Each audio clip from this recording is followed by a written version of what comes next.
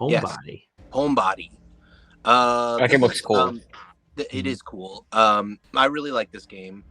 It is I guess you could call it I don't know, a survival horror in such a way that it, let me start over. This game, as a gameplay perspective, you're going around this mansion and you're solving puzzles and you're trying to basically get out of this mansion because it turns out you've been locked in. Um, there's a time mechanic to this game. Every night at, I believe, 9 o'clock, a monster shows up and he's going to kill you. And if he doesn't kill you, then you just die anyway. But yeah, you can see him in the trailer there. He's extremely scary. The sound of this monster is very upsetting. He sounds like he's not having a good time. But this was made by the game Grumps Publishing type of deal. It stars, oh, it doesn't star anybody, but the protagonist is a young woman who has agoraphobia, essentially. She starts the game out with she's in her car and she's like panicking, and she's trying to get to her friend's Airbnb, essentially, which is the mansion that the game takes place in. And she's freaking out, and she's getting hyped up by her friend just to, like, you gotta go. They want to see you. Like, there's nothing's gonna happen. Blah blah blah. And stuff does happen, unfortunately. But yeah, every time you get killed by this dude, the game starts over. So this is a time loop game. And I didn't actually know this going in, but it's a very it's not a spoiler. It's in the trailer.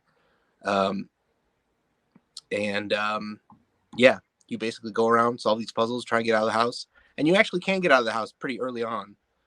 But it actually doesn't work. But there's lots of cool themes in it. There's lots of things about friendships and anxiety and what it means to be a good friend, what it means to be, what it means to have,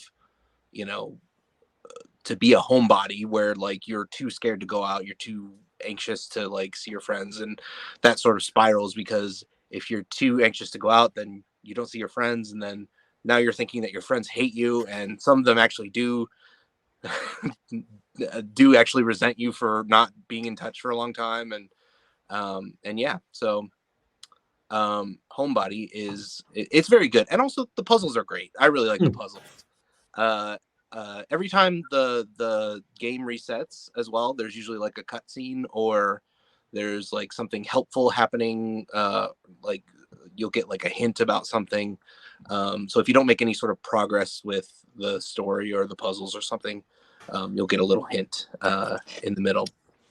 But yeah, you get like exposition and stuff in between runs, and yeah, I really like it. The only downside I have for this game is that the controls, it's a fixed camera third person type of thing with tank controls if you're using okay. But if you use a mouse, yeah, if you use a mouse, you can just point and click and they'll go to where you want them to go. But yeah, there's lots of spooks and scares in there, lots of different things that change every run or every loop. That gave me the willies. Let me just say that. It has a little bit of that sort of, I don't want to say retro, but it felt like a little bit of nostalgic feel to that. I was just watching the video and listening to your description. Absolutely. Okay. The story is definitely like I would say it's very modern. Okay. It's about mental illness, essentially.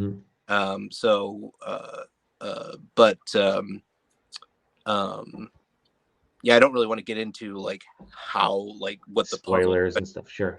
But yeah, you have to figure out what's going on, and there's lots of exposition like around the house and through notes and books and stuff like that. It's really cool.